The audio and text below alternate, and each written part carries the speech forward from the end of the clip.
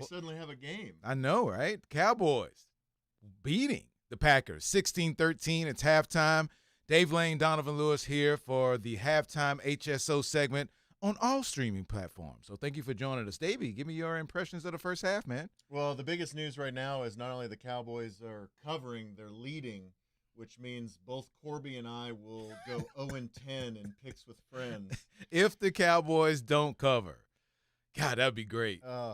It's incredible, but the fact is that up until that second quarter, the biggest plays that the Cowboys had the entire game were on special teams. The blocked extra point return for 2 points, and the big hit by Leofau on Golden on the punt return, and that was all you had to hang your hat on.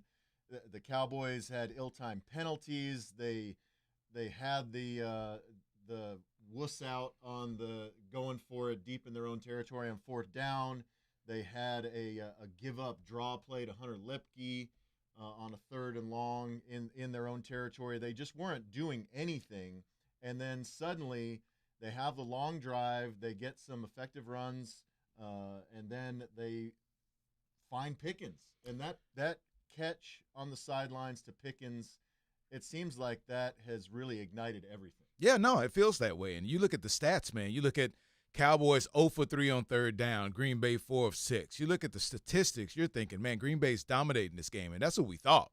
Because even at the first drive, they just marched down the field. They had 2 receivers open on the long Jordan Love catch. Golden, I can't remember if it was Dobbs. I can't remember who else was down there. But either one of those guys would have caught that pass. Yeah, and it wasn't even thrown to Golden. Golden right. Who made the catch. And it looked like here we go again. We're going to see the same thing. But I thought Green Bay made a mistake on their second drive when they had the 4th down and 2 around the, let's say, it was the Dallas 49-yard line, and they didn't go for it. They went for the delay of game. And I was like, man, in today's NFL, at that particular point on the field, that is always you go for it, and you can try and put the hammer down. And while we were watching the game, you commented, you said, well, why should he? Because they're just going to march up and down the field on him anyway. Yeah. And now they did get another touchdown drive on the next possession. But I thought, man, you had a chance to get that first down and maybe go up 10-0 or 14-0 right there in the first quarter. Maybe you get the Cowboys to kind of doubting themselves. But, man, I'll tell you what, that 11-play, 95-yard drive from the Cowboys, when they punted it down at the 5-yard line, they just marched right down the field and got a touchdown, and it seems like it's ignited this offense, this whole entire team. Yeah, the refusal to go for it on 4th down there by LaFleur does, in retrospect, seem like a mistake, but also an underestimation of the Cowboys and the resistance that the Cowboys were gonna put up. Maybe, yeah. And on the Micah watch, he has the 1 pressure and 1 tackle. Hasn't really had a whole lot of impact. He's drawn a lot of attention, a lot of double teams, and they're chipping him too, man. They're trying to make sure that if they lose this game, it's not going to be because of Micah Parsons.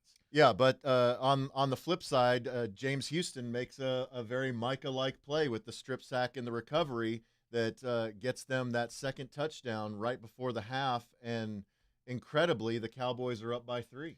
Yeah, I am quite shocked because you'll see the Cowboys and how receivers have been running free in the secondary. Not that they've fixed everything on this defense, but even with not getting a lot of pressure up front, and we haven't seen a ton, Jordan Love, he doesn't have anywhere to go. And it feels like he doesn't have the confidence of Russell Wilson or Caleb Williams to kind of let it go, because there are a couple of times where he had the time, and he kind of just like, no, I can't let it go, and he settled for either underneath or him using his legs to run the football. So he's not seeing some of the holes that we've definitely seen with the Cowboys secondary in the last couple of games. Yeah, definitely deeper drops from the safeties in this game than we've seen.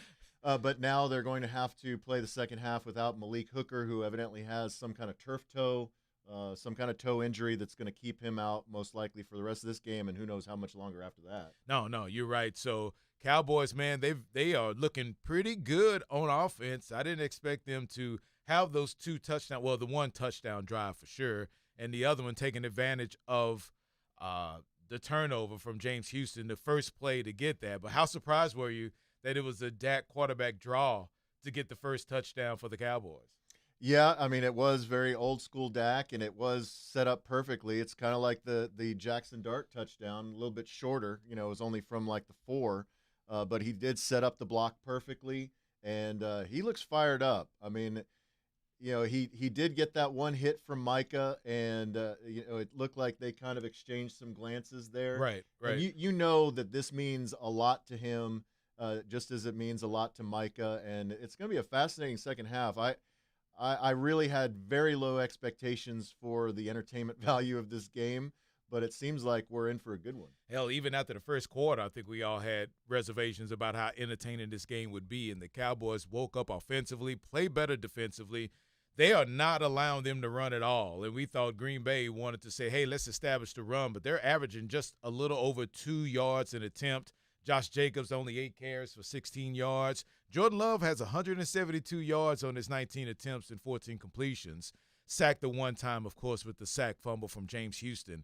But the Cowboys are in this thing, man. Not only in it, they're winning 16-13, and they get the ball back in the second half. Green Bay had the first another possession. decision that I was criticizing. Right. Like, why do you defer? Why do you put your crappy defense out there first? But that is ending up paying dividends because you can double up here beginning in the second half. Yeah, you see them taking advantage of the turnover, one play getting a touchdown.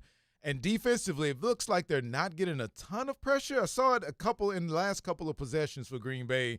You saw them still getting a little bit more than they have before, but they still have to keep it up, man, because early on it looked like we were going to see the same old S from the Cowboys as far as receivers running around open in the secondary. But it seems like they've tightened that up a bit. Well, it seemed like at the beginning of the game they were moving the pocket, and Jordan Love was getting outside the pocket and having all day. And there in the second quarter, he was kind of staying in the pocket, and they were finally getting a little bit of push, and then ultimately the strip sack. Man, you kind of wonder if Green Bay was like, oh, this is going to be easy, and just kind of sleptwalk through the rest of the way. But give credit to Dallas, man. I don't want to take anything away from them. Eberflus wants to get turnovers. They got the one, turn it into touchdown. So that's halftime. We will be back after the game, myself, Matt, and Bob, as we will have the post-game show on the station. So make sure you tune in for that.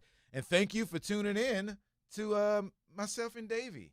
Yes, Davey tries not to go 0 for 10 in picks with friends if the Cowboys cover. I'm doomed. I've never rooted so hard for the Cowboys in my life for David to go 0-10. But we'll see you on the post-game show. Hey!